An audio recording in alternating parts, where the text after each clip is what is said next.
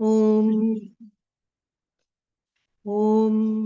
Yogena Chittasya Padena Vacham Malam Sharirasya Cha Vaidyakena Yopakarotam Pravaram Muninam Patanjalim Pranjaliranatosmi Abahu Purushakaram Shankachakrasidharinam Sahasrashirasam Shwetam Pranamami Patanjalim Srimate Anantaya Nagarajaya Namo Namaha Shri Krishna Vagishayatishwarabhyam Samprapta Chakrankana Bhashya Saram Shri Nutnarangendra Yatav Samarpita Swam Shri Krishna Maryam Guruvaryamide Virodhe Kartike Mase Shatatarakritodayam Yogacharyam Krishnamaryam Guruvaryamaham Bhaje Shri Gurubhyo Namaha.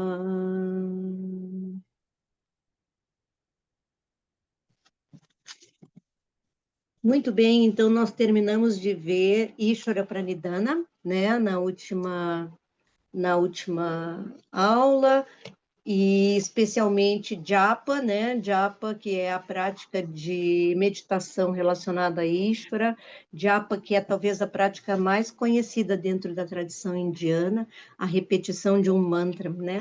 Que às vezes é chamado de Japa Yoga, às vezes é chamado de Mantra Yoga, mas isso dentro do Yoga Sutra está dentro desse pedaço do capítulo 1, que apresenta como uma das formas da gente alcançar essa absorção, esse sentimento de não separação do todo, né? Esse sentimento de integração. Um dos caminhos é aquele início, né? Que é conhecido como Jnana Yoga, e esse caminho que é Ishvara Pranidhana, que é através de Japa Yoga, ou seja, através, a gente pode chamar de Japa Yoga, né? É através da repetição de um mantra. Japa é isso, é a repetição de uma mesma palavra, de um mesmo som, de um mesmo canto. E essa é uma forma segura de chegar a esse objetivo, né? A essa integração que é Samadhi, essa não dualidade que é a experiência de Samadhi, de não separação e não confusão também. Então, no final ele fala ali, a gente viu, né? Ele disse que à medida que a gente vai repetindo essa oração, esse mantra, os obstáculos vão diminuindo e aquela consciência mais profunda que ele chama, estou com o espirro trancado, aquela consciência mais profunda que ele chama Pratyak Chetana, essa consciência, essa luz interna, essa consciência que é, na verdade, é o eu sou por detrás da mente, né? É aquilo que está além da mente, essa consciência primeira que está por detrás da mente, ela se revela, porque os nossos obstáculos vão se pacificando. À medida que os obstáculos vão se pacificando, a curva descendente, essa luz interna, essa consciência interna vai sendo surgindo para mim, né? Na minha própria mente, eu vou me dando conta dessa consciência primeira, né? Ela vai se revelando. A gente viu isso, né? Tá bem claro isso. Todo mundo já percebeu isso nas suas práticas, né? Aí ele vai dizer, claro, ele falou em obstáculos, e ele vai falar quais são os obstáculos, né? A gente viu isso bem direitinho uma vez, né? Inclusive, a gente fez uma incursão pelos obstáculos dentro da tradição cristã, né? Com que os yogis cristãos lá, os os monges do deserto, os renunciantes que iam para o deserto do Egito, em especial um deles chamado Evagrio Pôntico. Vocês se lembram disso? Evagrio Pôntico. Aí nós falamos dos demônios, né? Porque esses obstáculos, eles eram chamados de demônios, porque são forças muito viscerais que nos roubam da nossa intenção de ficar atentos e presentes, né? Nos capturam, né? Então, por isso são chamados demônios, porque são forças que a gente não controla, né? E isso depois foi muito moralizado pela igreja, né? E usado como única e exclusivamente uma coisa moral, acabou virando os 7 pecados capitais, mas eles eram, antes de serem os tais de 7 pecados capitais, eles eram um estudo de como as nossas pulsões interferem na nossa busca dessa consciência que está por detrás da mente, né? Vocês se lembram disso? Se lembram dos demônios quais eram?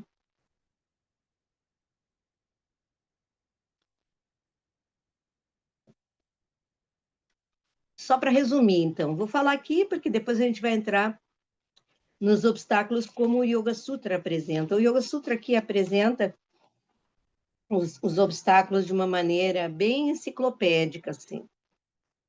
1, 2, 3, 4, 5, 6, 7. São esses, 9, na verdade são 9. É claro que isso fica para o professor que está ensinando desenvolver. Ele não desenvolve propriamente. Então, quem que diz que a memória está faltando? Quem foi que me disse isso? Quem que me mandou este recado? Abadia. Abadia. Tá, Abadia, eu vou aqui recapitular rapidamente, então, né? Se a gente pegar, assim, os 3 centros do ser humano, né? O centro baixo, aqui o ventre, o baixo ventre, o coração e a cabeça.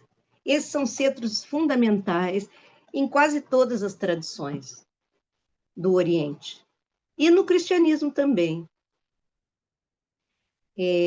Seria a cabeça, os pensamentos, o coração, as, os sentimentos, as intensidades do coração e o ventre, as entranhas.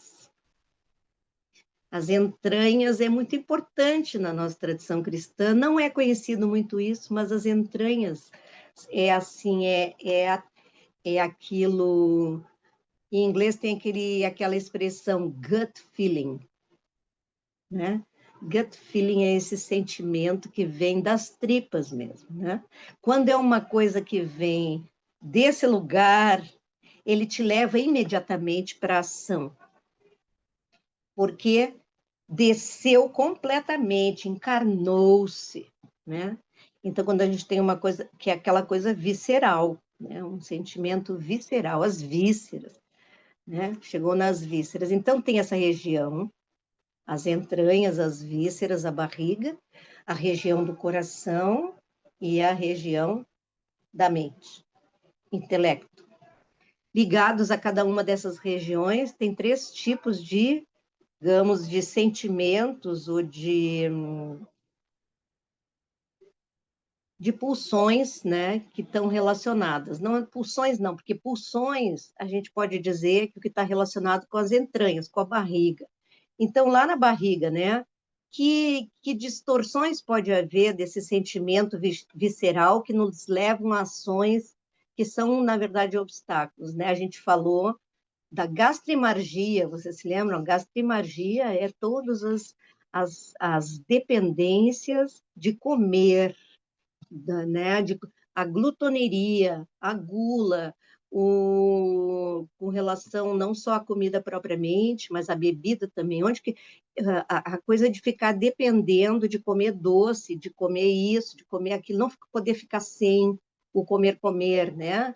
E aí a pessoa, ela propriamente não é que ela saboreie, ela precisa daquilo como uma compensação. Então, isso realmente é um dos obstáculos que vem, é uma pulsão, né?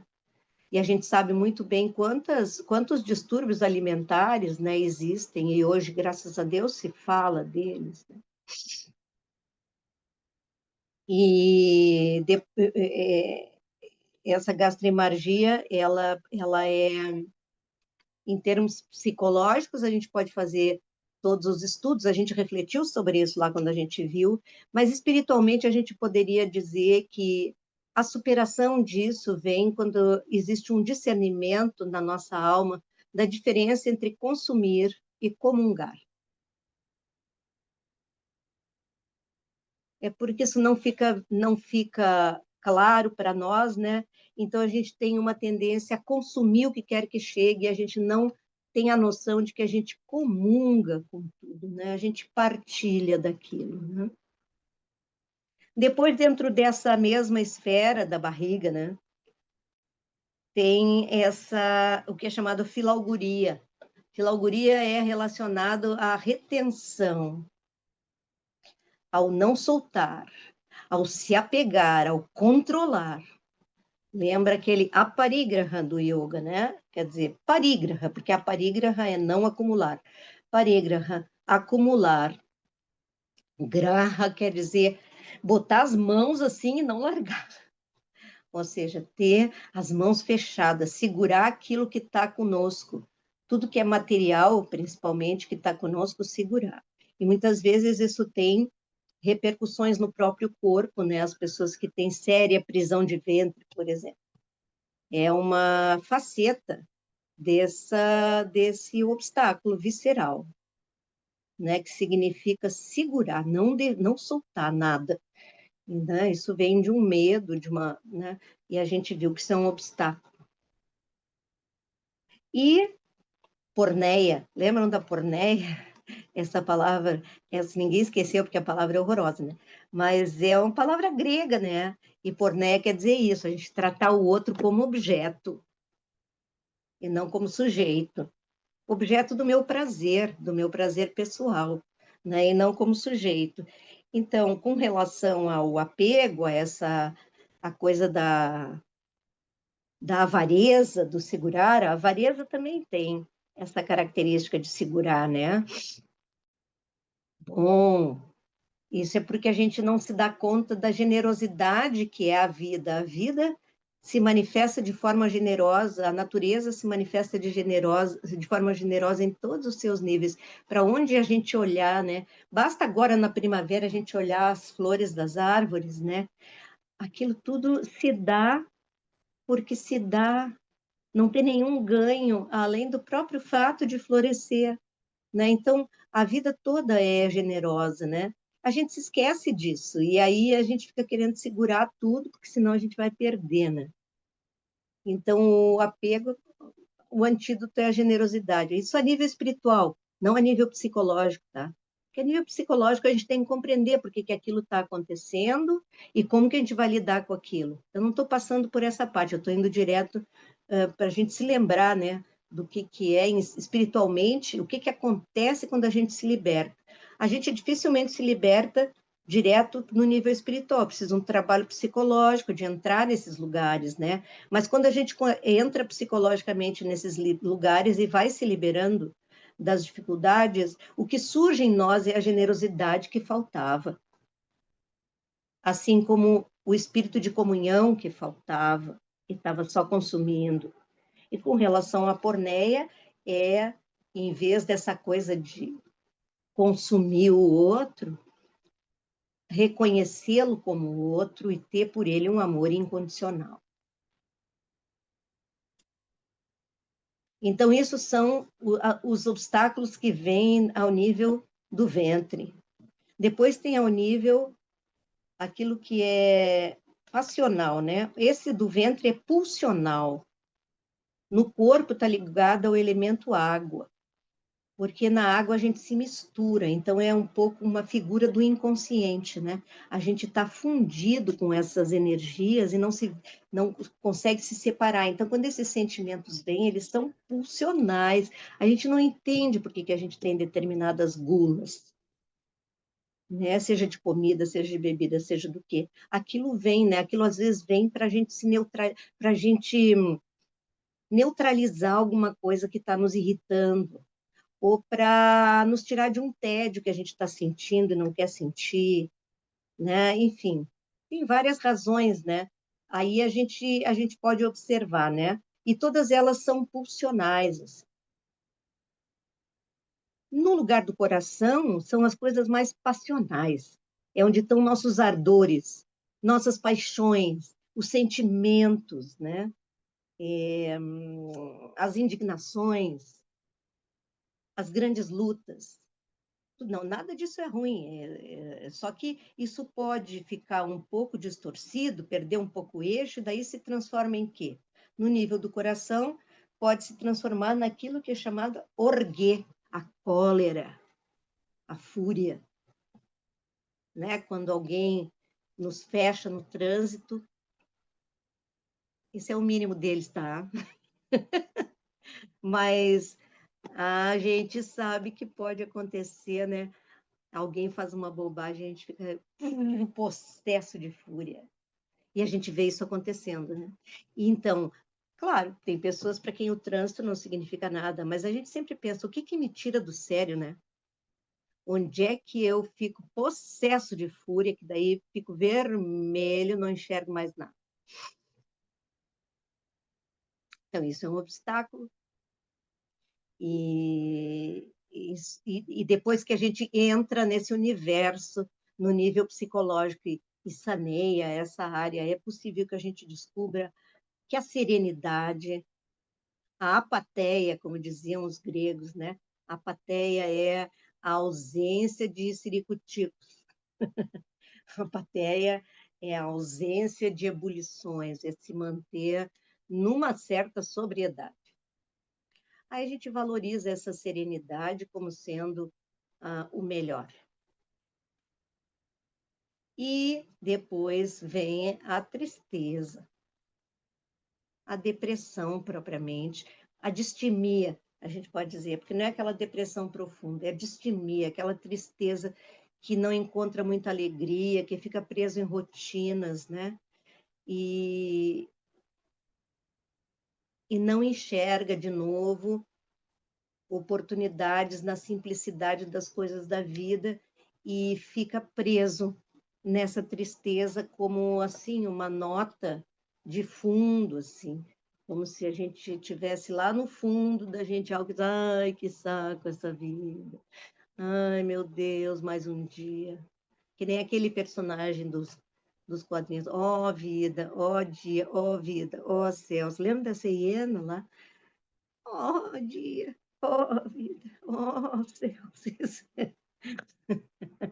Às vezes a gente entra nessa vibe, entendeu? E isso é difícil, eu estou rindo, mas é uma coisa bem chata, que a gente não consegue sair, fica tudo cinza, né? E quando a gente consegue entrar e limpar esse obstáculo, ele se supera com a descoberta de uma alegria que não vem propriamente de um fato ou de uma aquisição, mas uma alegria que é magnânima, que é pelo próprio fato de estar respirando, de estar vivo, de estar de novo mais um dia vivo, né? Então, essa é uma descoberta que se pode fazer, né? Para superar essa tristeza, essa distimia, essa lupe. E pior que ela ainda, que a gente pode descer sempre um pouco mais, né? É a assídia. A assídia é a depressão propriamente dita, aquela que chega perto do desespero. Quando a gente não vê sentido, tipo noite escura da alma. Mas quando a gente passa pelo trabalho disso tudo, essa depressão pode ser o início de um renascimento, de um despertar de uma nova forma. A gente morre como a pessoa que era e renasce como fênix, transformado. Porque é uma tristeza tão funda que tem consequências, se a gente trabalha isso, né? Tem consequências grandes em termos psicológicos e espirituais, porque a gente foi fundo lá embaixo, é quase certo que a gente vai ir alto lá em cima. Então, esses três são os que vêm do nível do coração, que estão ligados aos ardores, às paixões. E os que vêm da cabeça, aí são os pensamentos, assim, as inflações, as soberbas, quando a vitória nos sobre a cabeça, ou quando nem tem vitória, mas as qualidades que a gente acha positivas em nós, se é que existem, são transformadas de tal maneira e engrandecidas que a gente se sente o rei da cocada. Assim. E aí vem o quê? A vanglória, que é chamada quenodoxia. Quenodoxia é essa vanglória, é a vaidade, né? A gente viu isso, a gente refletiu sobre. Mais que a vaidade ainda é a uperefania, que é a soberba. Daí já maltrata objetivamente os outros, né? Se coloca acima, uma empáfia. Talvez a gente não identifique em nós, mas às vezes a gente identifica nos outros, né? A gente certamente já viu isso acontecer à nossa volta, né? E tanto para um quanto para outro,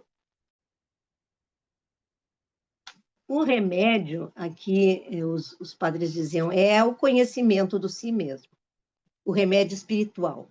Tá? O remédio espiritual é esse, porque quando a gente vai em busca desse purusha, dessa luz que está por detrás da mente, a gente vai atravessar a mente. E quando a gente alcança ou vai alcançando uma proximidade com essa consciência maior, se revela para nós as nossas limitações. Eu acho que tanto mais a pessoa está adiante, quanto mais ela tem consciência das suas misérias humanas. E todos nós temos, né? Então a pessoa vai se dando conta que não tem muito lugar para grandes vanglórias, né? Tem para as glórias mesmo, aquelas que a gente alcançou, mas para se vai descer e para se, né, se colocar num pedestal ou para uma soberba intelectual e para pensar a si mesmo de forma inflacionada, isso é assim, é um balão que está muito cheio e qualquer momento ele pode murchar por alguma razão e a pessoa desce para uma tristeza, desce para uma coisa anterior. Tanto que muitas vezes a pessoa se conserva nesses estados de vaidade extrema, tipo aquele rei da história do rei pelado, aquele que ninguém dizia que o rei estava nu, só uma criança vê. O rei está nu, mas ninguém podia dizer, e o rei se mantém naquela posição, porque se ele reconhecer que ele está pelado mesmo, ele vai ter que olhar para as coisas dele, né? Não vai querer fazer isso. Aí ele vai, talvez, cortar a cabeça de quem falou, que é mais ou menos o que acontece, né? A pessoa não vai fazer o trabalho, né? Mas fazer o trabalho é a cura, ou seja, então é o autoconhecimento que tira a gente desse lugar. Então, esses eram antigamente, isso no ano 400 da nossa era cristã, foi formulado por esse grande retirante, um renunciante que foi para o deserto, vivia do mínimo no deserto, né? Cabana não, sei lá como é que eles viviam, mas eu acho que eram em grutas, porque o deserto não é um deserto de areia, né? Vocês conhecem o deserto? Eu não conhecia o deserto do Oriente Médio, não é um deserto como o Saara, não, que a gente imagina camelos e areias e coisas. Esse é um tipo de deserto que eu acho que é da África. O deserto do Oriente Médio, uma pedra calcária, seca, seca, seca, branca, né? Montanhas, né? Montanhas dessa pedra, cavernas, cavernas, cavernas ali. E seco, seco, seco, não tem nada, não tem um verde, não cresce nada, é de uma secura atroz. Parece assim uma cor de sal branco, assim, aquilo tudo, tudo, tudo assim, e cavernas nessas rochas, assim, onde às vezes se metem esses retirantes e vão para lá.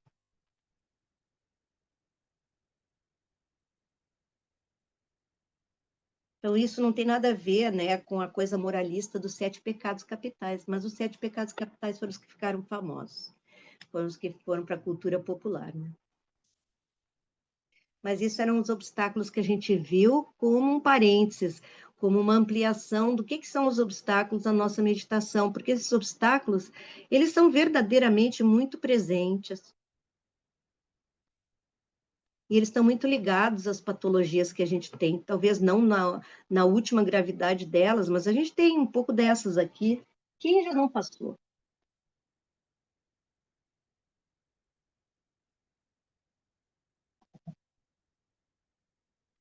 Aí vamos ver o que diz, né, o Yoga Sutra. O Yoga Sutra, nesse Sutra 30, vocês vão ver que isso aqui que a gente viu da tradição cristã está dentro disso aqui. Em algum capítulozinho desse aqui vai estar. Então ele diz: Vyadhisthyana samshaya pramada alasya virati bhranti darshana alapta bhumikatva anavastitattvani chitta vikshepaha ti antarayaha. As últimas palavras lá, te antarayaha. Estes são os antarayas, estes são os obstáculos. Antaraya quer dizer fim do movimento. Ayanam é movimento, anta é fim. Antarayanam é quando o movimento tem fim. Ou seja, um obstáculo é um fluxo que vem vindo e pum, para. Parou o fluxo, é um obstáculo. Então, o que faz com que o fluxo do nosso processo de crescimento tenha uma parada, né? Aí o primeiro que ele vai dizer, o nosso crescimento em quê? O nosso crescimento na prática de meditação que ele falou até agora. O nosso crescimento na prática de contemplação que ele falou lá no início. Então, a gente senta para meditar, ou a gente senta para estudar, ou a gente vai se dedicar a esse processo. O que nos obstrui? Bom, primeira coisa que pode nos obstruir é a doença, viade. Viade é a doença. Claro, a gente sabe, né, que estando doente é difícil a gente conseguir fazer o que quer que seja. A gente tem que parar para se recuperar, né? Mesmo que seja uma gripe, né? Vai meditar com gripe. Se alguém consegue, me diga. Gripe, febre, coisa assim, a mente fica perturbada, né? Fica afetada por aquilo. Por mais que a gente esteja calmo e etc., mas a gente não está em condições de ter uma contemplação boa, porque a gente está perturbado, né? Com aquele vírus ali, o organismo está em luta constante lá dentro. Tem um desgaste enorme acontecendo para resolver um problema que está dentro do nosso corpo. É difícil a gente fazer alguma outra coisa com qualidade, né? E essa doença, o comentário do Vyasa diz, que a doença pode ser Dhatu Rasa Karana Vaishamyam, pode ser Dhatu são os tecidos. Rasa, Dhatu se escreve D-H-A longo T-U. Dhatu. Depois Rasa, R-A-S-A. Ratos são os tecidos todos do corpo. Então, a doença pode afetar os músculos, os ossos, as veias, a pele, qualquer tecido do corpo. A doença pode afetar também raça. Raça são as essências, os líquidos, os fluidos, o sangue, a linfa.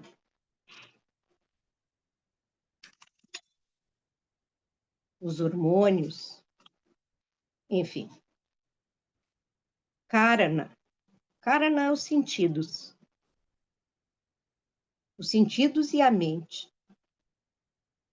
Então, todos os tecidos, todos os fluidos e o instrumento interno que é a mente. Qualquer que afete qualquer lugar desses vai nos atrapalhar. Então, só que já estão lá os demônios do Evagrio Pôntico já estão ali. Pode não ser a definição clássica de doença, mas são perturbações psicológicas. perturbações espirituais.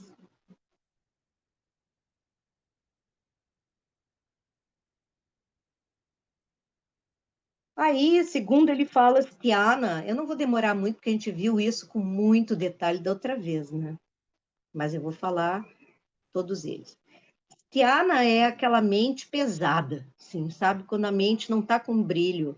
A gente, até que a gente dormiu bem, o corpo não está cansado, mas por alguma razão, às vezes um sonho, né?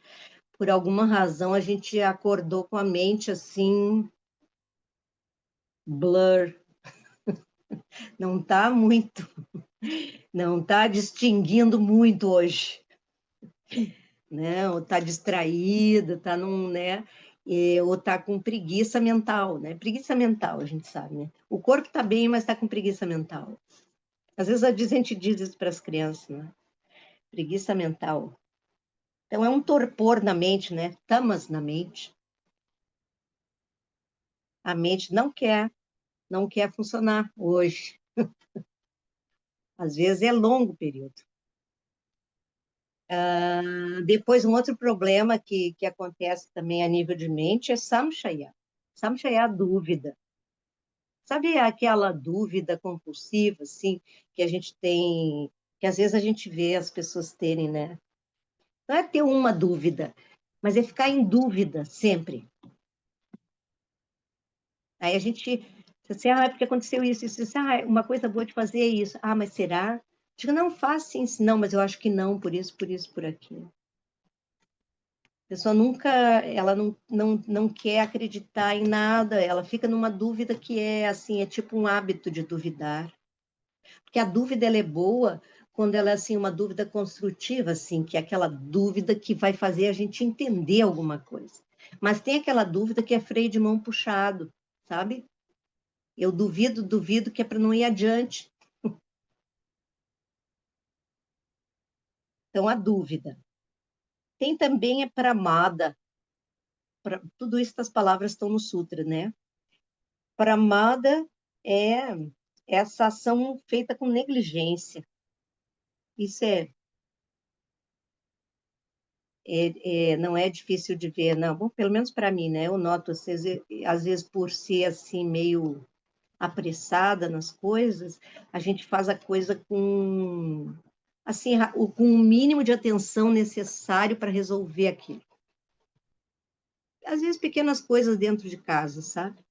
Não faz direito, não limpa os cantinhos. Faz aquilo assim, meio que como é que a gente diz? A Miguelão, a gente diz aqui, né? Faz naquele jeito assim, básico. E às vezes a gente faz isso com a prática também, né? Aí só tem um tanto de tempo, daí a gente faz aquilo assim só para dizer que fez, né? Dá-lhe uma sentada ali, passa aquele tempo assim, não aconteceu nada naquele período ali, a pessoa levanta, mas fez, né? Fez. Fez, mas custa. Então, foi só para não perder o ritmo, porque fez, não fazer, não fez. Então, isso é a ação apressada, uma ação descuidada, uma ação negligente, isso é um obstáculo.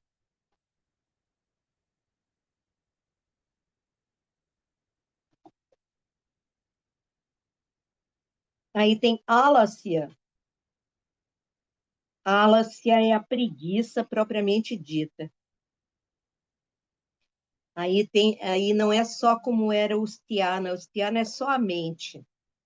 A álassia é a mente e o corpo. Daí o corpo está com preguiça também, né?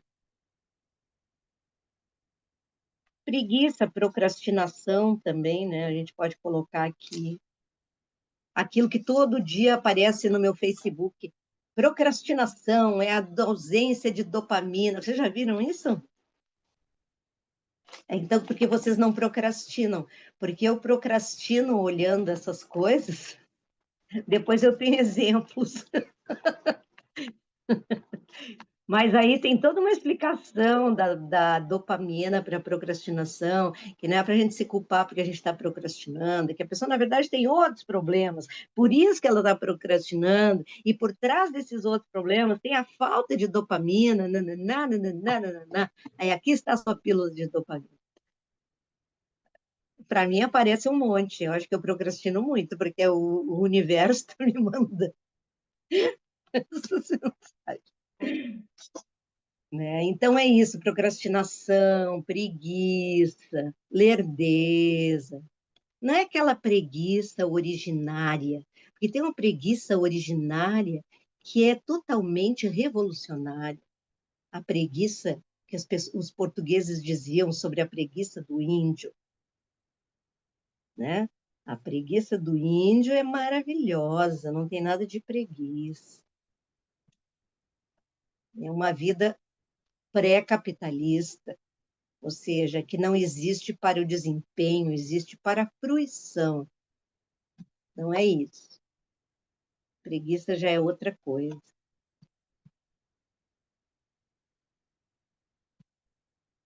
É quando a gente quer fazer alguma coisa, mas o corpo não obedece, a mente não obedece. Estamos.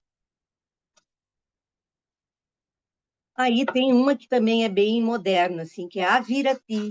A Virati é o contrário, assim, dessa pasmaceira. A Virati é a hiperestimulação. Você fica ligadésima porque está muito estimulada, vendo muitas coisas luminosas, muitas coisas chamando atenção, né? Muita informação. Hoje todo mundo tem a Virati. A gente sabe, tem muito mais dados entrando na nossa mente do que o necessário. Nunca escurece, né? Nem noite total tem, né? Então, quando a gente sai para um lugar mais para fora, assim, ou vai para um lugar onde tem inverno, inverno, né? Que tudo fica gelado e aí tudo escurece, né? De noite, é que a gente sente assim o quanto a nossa noite é movimentada, né? É difícil também haver silêncio total na noite das cidades, né? A gente sempre ouve um carro passando, uma ambulância, sei lá, tem esse barulho, né? Esse rugir da cidade em volta, assim. Claro que ruge menos, mas aí vai começando a amanhecer, a gente vê se a gente está acordado, a gente vê direitinho, né? Aquele barulho que vai começando, vai aumentando, daqui a pouco vem a luz, aí aumenta mais. Então, esse descanso, propriamente, a gente não tem. E agora, com essa coisa da gente ficar muito nas telas e tudo, é muita influência para o olhar também, né? E coisas que a gente lê, a gente sabe.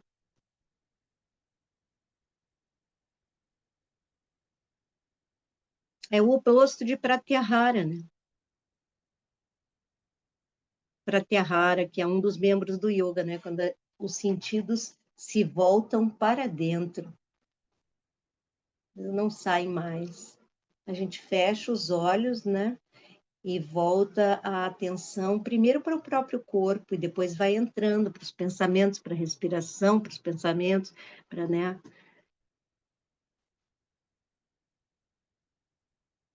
E aí vem um outro obstáculo que é mais sério, que é chamado Bhranti Darshana. Bhranti Darshana é a pessoa que tem uma percepção distorcida da realidade. Bhranti Darshana pode ser a doença mental em sânscrito é Manabhranti. É uma mente distorcida, assim, né? Então, Bhranti Darshana está meio que relacionado a isso, assim, a pessoa tem uma percepção distorcida das coisas. Tu diz uma coisa, a pessoa entende outra. Ou tem alguma coisa mesmo da mente, né, que faz com que ela tenha uma visão completamente distorcida. Aí é difícil ela fazer um progresso. Difícil.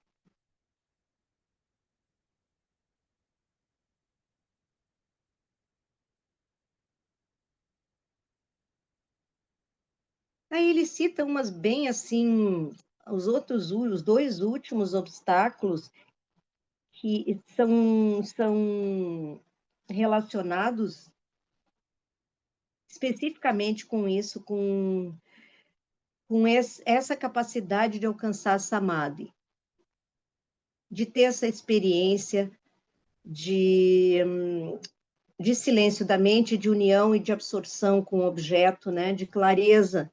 aquela clareza em que o objeto se revela como pura presença, né? É a minha presença e a presença do objeto, né? Não mediada por conceitos.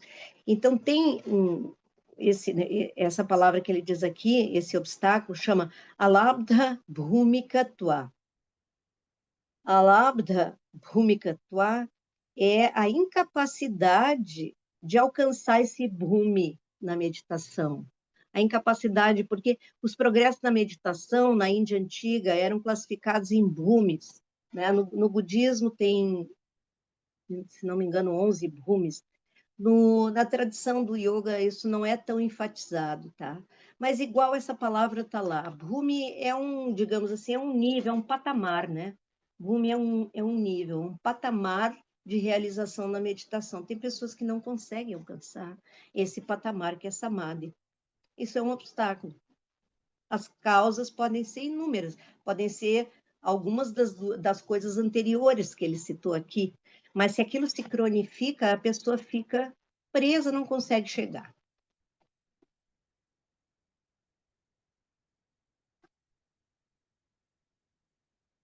E, finalmente, o nono obstáculo é anavastitattva. Aí a pessoa consegue chegar lá, mas não consegue se sustentar lá. Desse todos nós temos, eu acho, né? A gente consegue ter experiência, mas não consegue se sustentar ali. Porque para se sustentar num estado de presença, num estado de clareza contínua, é preciso. É um boom elevado. Para não cair de lá, eu me lembro quando eu estava ligada ao budismo e muitos retiros fiz com Lama Padmasambhava, trabalhei no SEB durante um ano. Eu me lembro que ele falava que só a partir do oitavo Bhumi, se não me engano, era sabe, num nível alto assim, é que não cai mais. Até lá, a gente tem a experiência de períodos de clareza, ou a experiência pontual de clareza, aquilo se sustenta por um tempo, mas a gente cai dali e volta para uma atitude cotidiana, ou volta para alguma coisa que a gente achava que já estava livre e ela aparece de novo. Aparece para quê? Porque não estava livre, provavelmente tinha um resíduo, tem que lidar com aquilo. Já são obstáculos muito, esse é um obstáculo muito elevado, né? Mas ele diz no fim, para completar o sutra, para completar a frase, né? Ele citou isso aqui tudo, aí ele diz, Chita vikshepaha te antarayaha. Estes te são os obstáculos, antarayaha, para quem? Para aqueles que têm uma mente fragmentada, distraída, dispersa. Chita vikshepaha. Então, esses são os obstáculos. Aqui eu tenho até outra palavra. São os obstáculos para as pessoas que têm a mente agitada.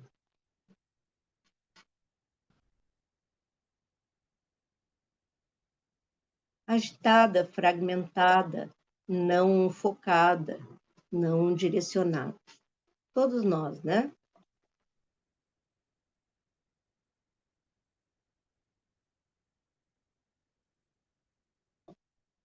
Os praticantes menos. Evidentemente, nós menos. Que a gente se esforça na outra direção. Mas ele tem que citar para a gente saber mais ou menos onde é que pega para nós, né?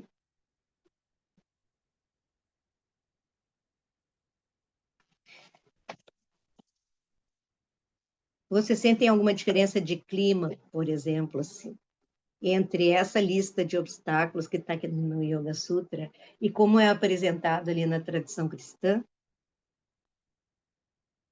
Que os dois são obstáculos à contemplação, tá?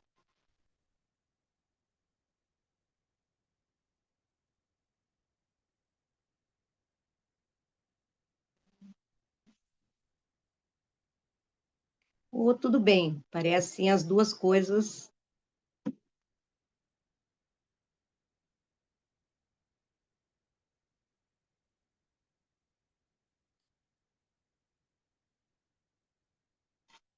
Eu acho uma mais visceral que a outra. Eu acho que uma é uma tradição mais do coração, essa aqui é mais da cabeça. Eu sinto essa aqui mais intelectual, assim, ao citar. Pode ser uma projeção minha, tá? Mas eu sinto assim, eu percebo que aqui é uma maneira mais distante, assim, de citar. A outra já entra, assim, gula, apego, tratar o outro como objeto, é mais carnal, entendeu? Como, como de fato é a tradição judaica e a tradição cristã, é toda do corpo. Embora o yoga, a tradição da Índia seja que traz o corpo na prática de yoga, não é uma tradição do corpo, Mas, você falou aí de ser mais carnal. curiosamente. E a tradição cristã, que é a tradição da encarnação, ou seja, da entrada no corpo dessa realização, como que toda essa iluminação encarna em nós, como que a gente vive isso no próprio corpo, o corpo foi todo deixado de lado.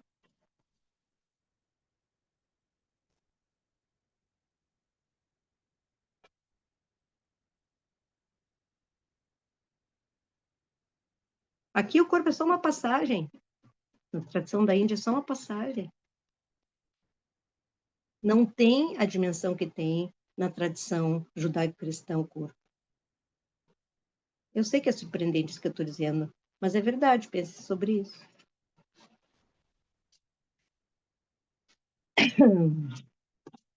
Tá. Oi, É a Camila. Tu perguntou Camila? como a gente sente, né? Para mim é difícil fazer essa comparação, porque eu acho que eu fui começar, quer dizer, eu tô tentando entender mais a nossa tradição através do que tu foi nos trazendo. Então, esse olhar que tu acabou de falar, para mim é novidade, sabe? Que eu via de forma diferente, muito mais crítica, muito menos interna a nossa tradição, sabe? Então, É, claro, e então com é difícil razão. comparar assim, tipo, ver, e eu vi contigo primeiro a parte dos sutras, enfim, dessas escrituras, e depois nós vemos, nós temos visto, ouvimos, né, a parte da nossa tradição daqui. E aí é difícil comparar, sabe? Porque eu não tinha essa ideia de que era tão profundo e da forma com que tu nos apresenta, sabe? Que tu nos apresentou a nossa tradição. É, porque é quase um segredo hoje em dia, porque as instituições não têm essa sabedoria. As nossas instituições, assim, católicas, romanas, há muito tempo que não tem mais esse conhecimento. Isso foi preservado mais na Igreja Ortodoxa Oriental. E se vocês forem ver, os cristãos desconhecem profundamente as origens da sua tradição.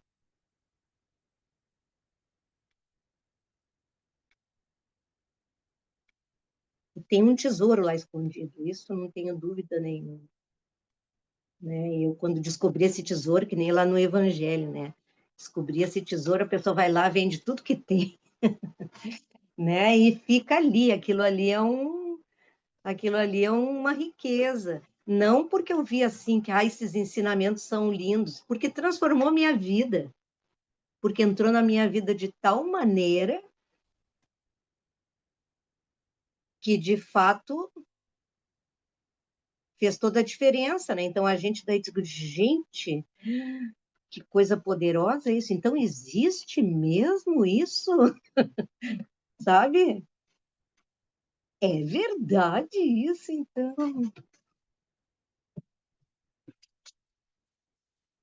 Mas aí tem que compreender isso na sua chave verdadeira, tem que meio que escavar. Mas tem quem faça isso, poucos, mas tem. E fora das instituições, a maior parte das vezes. Para mim, quem orienta tudo isso é o Jean-Yves Leloup. não através dos livros, através do contato direto com ele, através dos meios, assim, e tal, né? Não que eu seja, assim, chegadíssima, no sentido de ele saber quem eu sou e tal e tal. Claro, já falamos e tudo, mas não é nesse sentido, mas é por vias do próprio grupo, assim, né? Então, eu chego lá nesse galho, né? E nesse ramo desse saber, né? Que é muito especial mesmo. Mas ele não é o único, não é o único. Tem muitos que têm essa abordagem, assim, que é muito parecido com ir até o fundo, como o yoga propõe, né? A gente tem que ir para a Índia ou para algum conhecimento do Oriente para ter noção dessas coisas interiores, porque através da nossa tradição, se a gente vai, se a gente tenta, é muito difícil. Então, são caminhos que eles não se excluem, especialmente no que diz respeito ao yoga, porque o yoga aceita a ideia de Ishvara como essa realidade superior que não necessariamente precisa ter um nome hindu.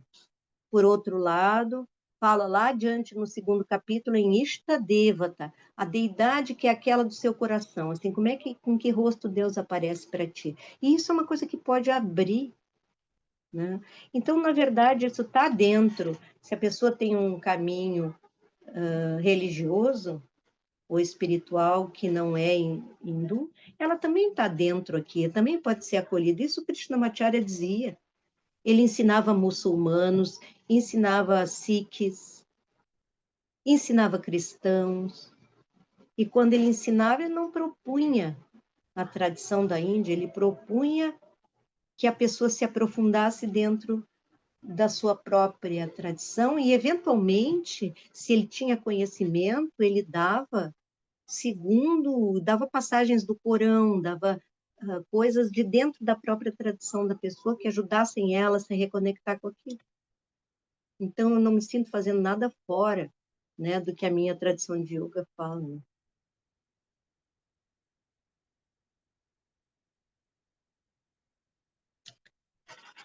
Tá certo, então? Poder me adiante? Então, ele vai dizer como é que esses obstáculos que aparecem, né? Ele vai dizer quando os obstáculos estão atuando, que aparece em nós? Ele diz, Dukkha daurmanasya angame jayatva shwasa prashwasa vikshepasaha bhuvaha Vikshepa é Vikshepa, de novo a palavra, né? A palavra de mente distraída, né? Uma mente agitada, Sahabhuvaha, vão existir numa mente agitada, Vikshepa, Saha, não diz a palavra mente, mas é isso, né?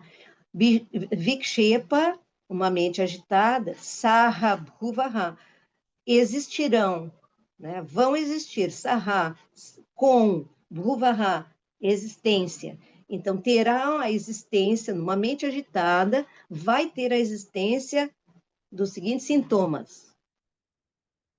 Ele vai dizer, Dukkha, a universal Dukkha. Dukkha é uma palavra que tem mais de um desdobramento possível. Dukkha, dur é ruim, quer dizer ruim, esse prefixo, dur, né? É que quando junta com K, o R se transforma em H com pontinho embaixo, tá? Então, Durkha é um... K também é um espaço, tá? Então, Dukkha é um espaço ruim. A palavra quer dizer assim, um espaço apertado, ruim. Um espaço, esse K desse espaço, um espaço no peito, tá? Então, dukkha é essa constrição no peito, né, que nas nossas línguas chama angústia. Angst, aquela angústia aqui, que depois vai dar angina, né? Angina, aquela dor no peito que vem do coração físico. E angústia é a nível espiritual, a nível mental, perdão. Então, dukkha é esse espaço ruim. Mas dukkha também é um eixo ruim. Cá também pode ser um eixo. Então, um eixo ruim é assim, eixo é o eixo da roda da carreta, tá? Quando o eixo das rodas é torto, a carreta gira mal. Então, também a ideia por detrás da ideia de dukkha tem essa ideia de uma coisa que não está bem, que está indo mal, que nem uma carreta com um eixo torto. Então, uma roda assim, a outra vai assim. Elas não vão juntinhas, né? Uma vai girando, a outra vai meio que, né? Vai naquela coisa ruim, né? Vê que esse du é o mesmo prefixo que vai estar lá nos nomes dos inimigos dos Pandavas. Duryodhana, Dushasana, todos são do nenhum presta. O próprio nome já está dizendo. Então, dukkha é isso, é esse espaço apertado, esse espaço ruim, isso que a gente sente como um aperto, isso que a gente sente como uma dor, que às vezes às vezes não é uma dor mental, é uma dor existencial por não ver claramente qual o sentido da vida, por exemplo. Então, a vida não está claro o que é que eu estou fazendo aqui, o que as pessoas estão fazendo aqui, qual que é o sentido do sofrimento que eu vejo? Quando a pessoa não tem uma visão de sentido, ela tem um sofrimento que é constante, mas pode também ser causado por aqueles obstáculos que estão ali. Então, dali não é só uma dor existencial, aqui é uma dor mental mesmo, psicológica, sensível. Essa dukkha, que é esse espaço ruim, pode gerar o quê? Daurmanasya, uma mente negativa. Daur vem da mesma raiz, dur, difícil, ruim. Manasya, então é uma atitude mental negativa. A pessoa vai demonstrar isso. Se uma pessoa tem, a gente vê, se uma pessoa está em sofrimento, hoje, ou a gente, não vou nem dizer uma pessoa, a gente, quando a gente está em sofrimento, assim, tal, vê como a gente começa a pensar coisas, é como se nosso pensamento descesse, assim, um pouco, e a gente fica achando as coisas chatas, vendo os detalhes negativos, não fica assim com uma presença mental de uma certa alegria, um bem-estar, fica com uma coisa meio que para baixo, assim. A gente pode identificar, mas é que às vezes tem um sofrimento maior, tem uma dukkha ali que está gerando isso, ou tem alguma coisa lá dos obstáculos que pode estar gerando isso. Quando uma pessoa está doente, tem uma doença séria, eu me lembro uma vez que eu atendi por muito tempo uma moça, já não era tão moça, ela teria uns 50 anos por ali, mas ela estava há 10 anos lutando contra um câncer no cérebro. Eu já ia atender ela em casa e era um desafio para mim, porque ela tinha um foco constante em tudo que era ruim, sabe? Eu era assim, fazia um trabalho de acolher aquilo e talvez apontar. E ela tinha coisas que ela reagia muito bem, se alegrava e ficava entusiasmada e etc. Mas aquilo não durava muito. E ela tinha passado por muito sofrimento, então, às vezes, a pessoa fica soterrada. E aí o fluxo mental é todo ele negativo, todo ele negativo.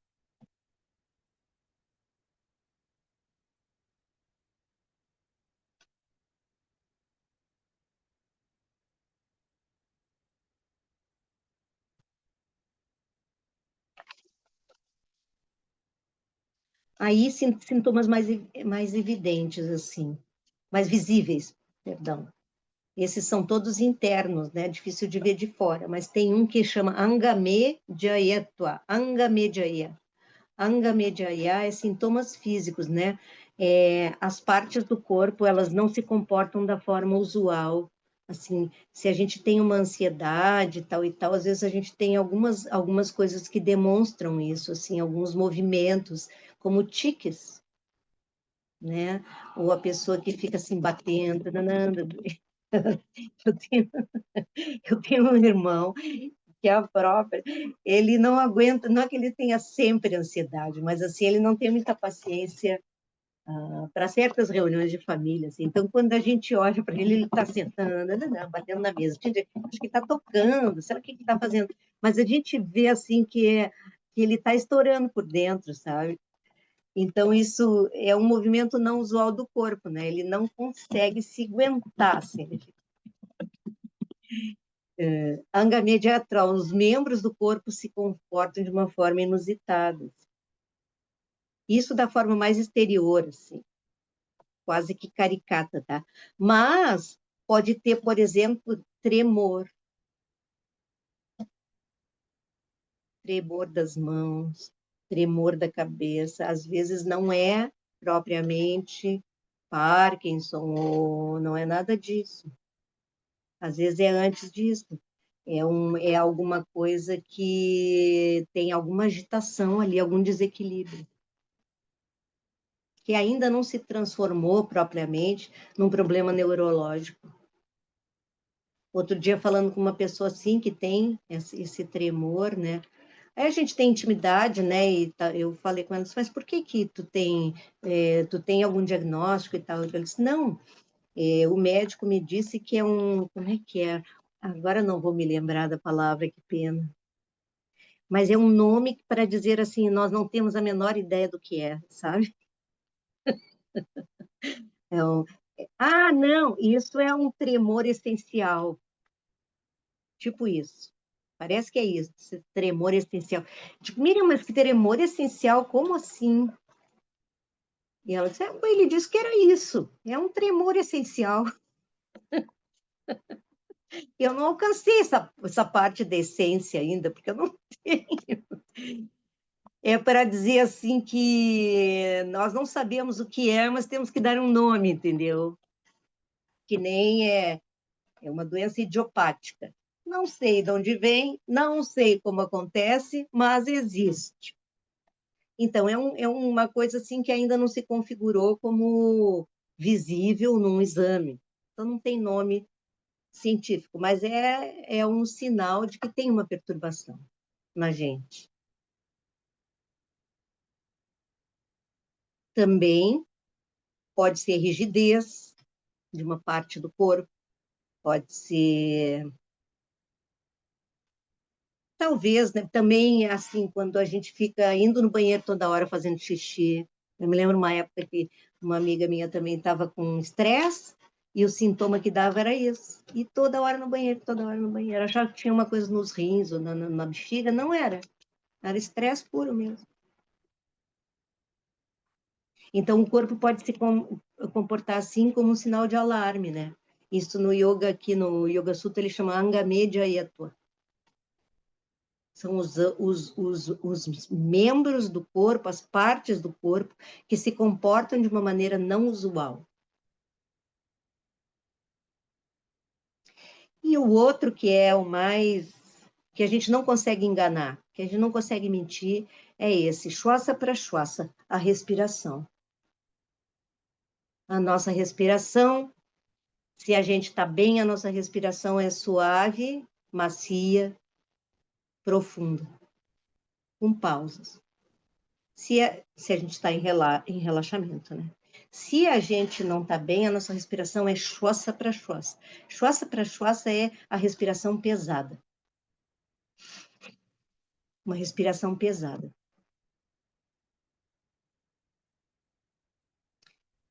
É uma respiração também perturbada, né? Ela pode estar agitada, pode estar perturbada, pode estar pesada. Em geral, sempre no Mandirama, eles veem a respiração antes da pessoa iniciar uma prática, depois eles medem o pulso, que a gente sente no pulso, né? O ritmo interno da pessoa. Aí, depois da prática, vê como é que tá. E, em geral, a respiração tem que estar mais lenta depois de terminar uma prática.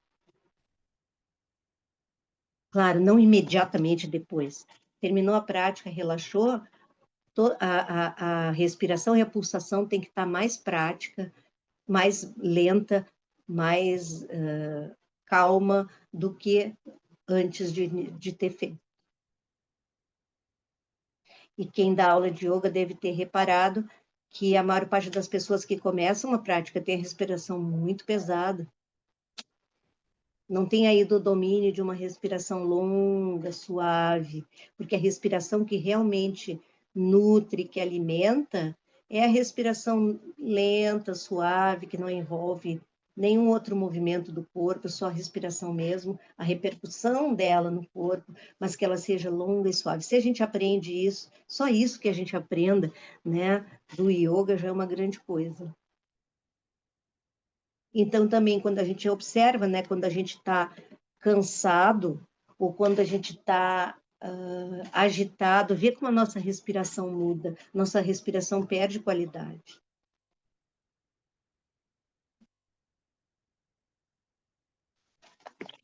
Então, são esses os sintomas apresentados pelo Patanjali. Agora ele vai apresentar soluções, mas aí vai ficar para o próximo. Hoje foi só problema.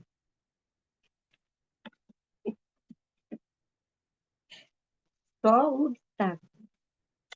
Vocês têm alguma pergunta? Ou algum comentário?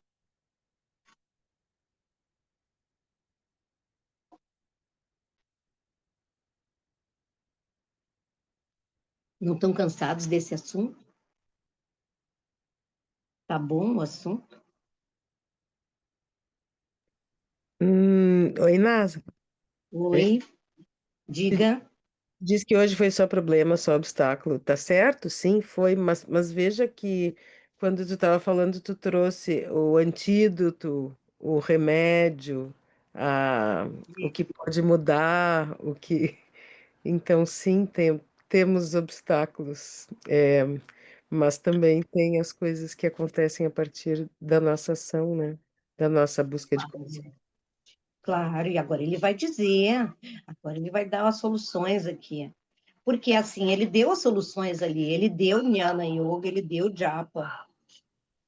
Mas pode ser que na prática de Japa, ou na prática de Jnana, mas especificamente na prática de Japa, de meditação, a gente tem obstáculos.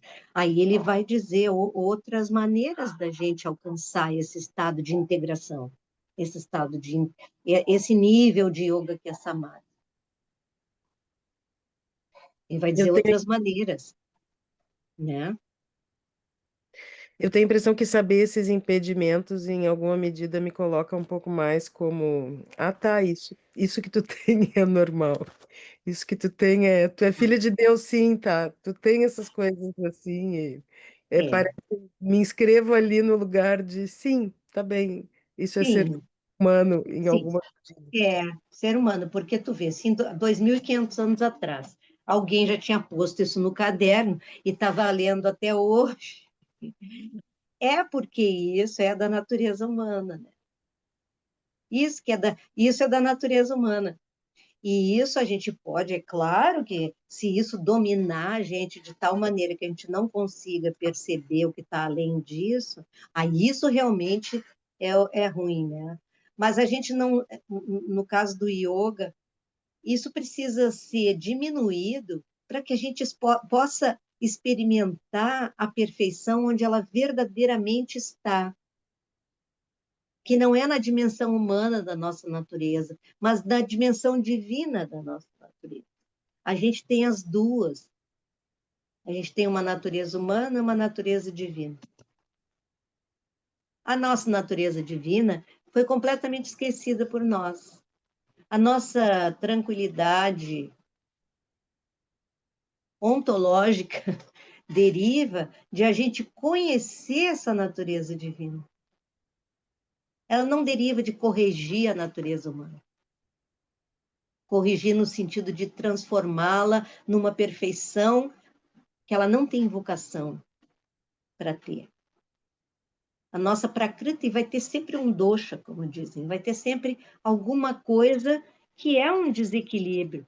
Mas o que acontece? Ela vai melhorando. Quanto mais a gente conhece essa natureza divina que nos habita, mais essa Prakriti vai se acalmando, porque ela não é obrigada daí a ser divina, ela é a natureza humana mesmo. Só que ela está abençoada.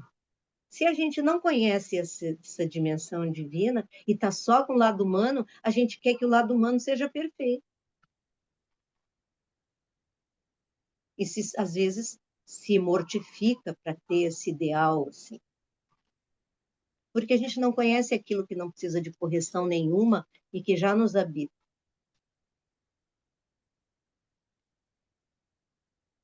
E a gente precisa conhecer isso. Claro que a gente tem que lidar com a natureza humana, porque se tiver tudo fora do lugar, daí não tem como conhecer a divina. E daí a gente tem que botar uma certa ordem na casa, mas não no sentido da perfeição.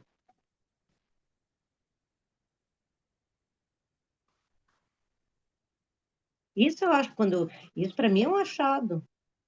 Eu nunca aprendi isso no colégio, nem na faculdade, nem na religião.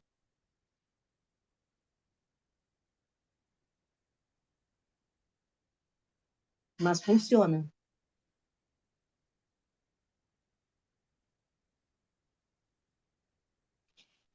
Tá bom? Alguém mais? Nazaré. Diga, Cláudia. Cláudia, Cláudia, você está numa certa penumbra. Não estou vendo teus eu estou traços. na penumbra, né? Eu acho. Tá bom. Tá, Melhorou? melhorou. Melhorou. É, nesse sentido, ele propõe alguma solução para Viadri, se afeta tecido ou se afeta mente, ou ele dá só uma visão de que tem que ser com a Ayurveda, ou não? Em geral tem que ser com a Ayurveda, porque o yoga é dos três remédios oferecidos pelo Patanjali, o yoga é para a mente. O sânscrito para a fala, a gramática do sânscrito para a fala, para a energia. O yoga para a mente, o Ayurveda para o corpo.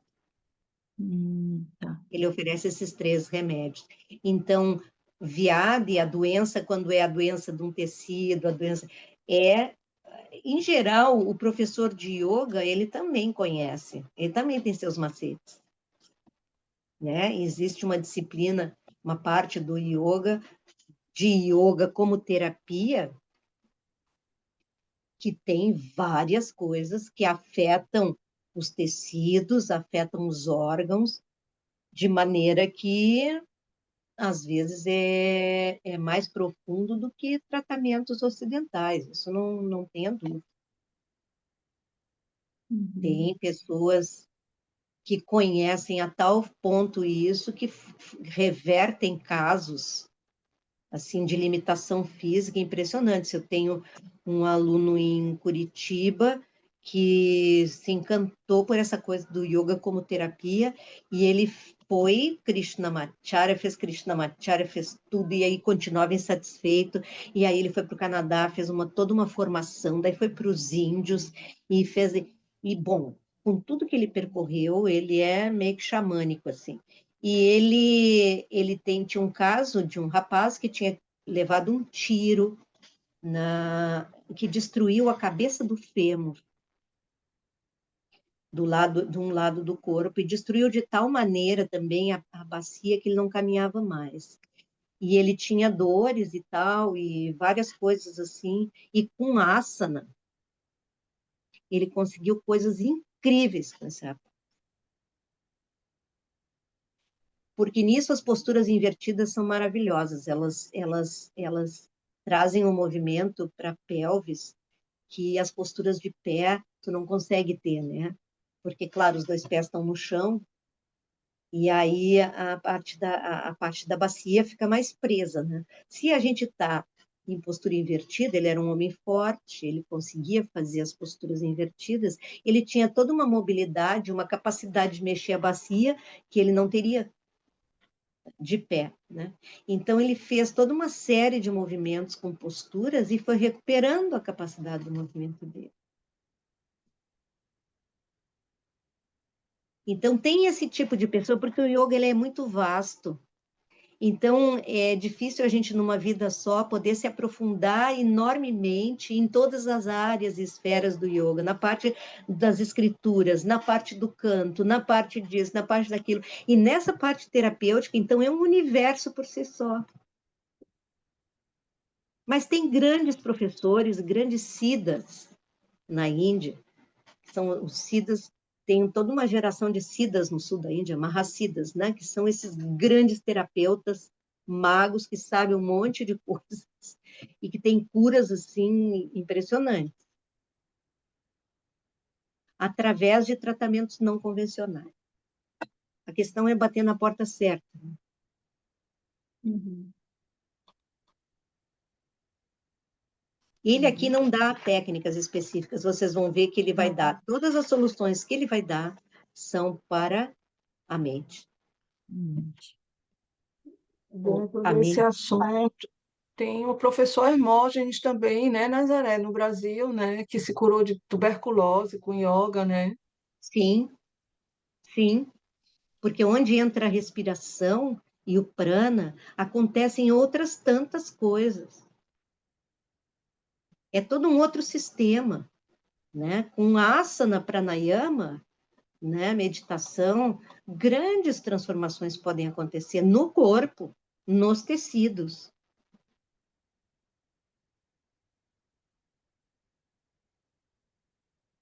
Mas é preciso ter uma prática consistente.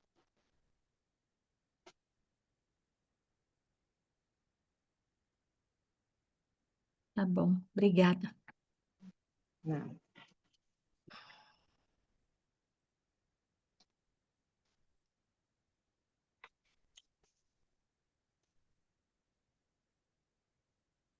Boa lembrança do professor Hermógenes, né? Porque às vezes a gente vai lá longe na Índia, mas tem esse exemplo dele aqui no Brasil, né? E ele é pioneiro, né? Ele é que populariza o yoga no Brasil e foi assim, por causa de uma cura dele mesmo.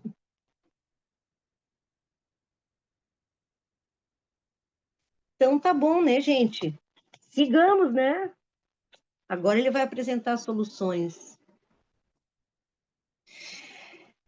Então vamos ficar por aqui até quinta que vem. Om Purnamadav Purnamidam Purnat Purnamudachyate Purnasya Purnamadaya Purnameva Vashishyate.